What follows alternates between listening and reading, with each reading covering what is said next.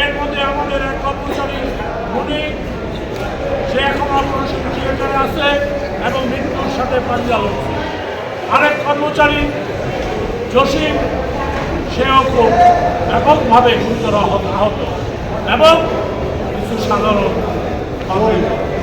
এই খবর পেয়ে আমরা ঢাকাবাসী যারা ঈশ্বরকে শপথ করানোর জন্য এই আসিফ ভুইয়া এবং প্রশাসনের কাছে আমরা বলতেছিলাম, আমরা শুনে সবাই চলে আসলাম।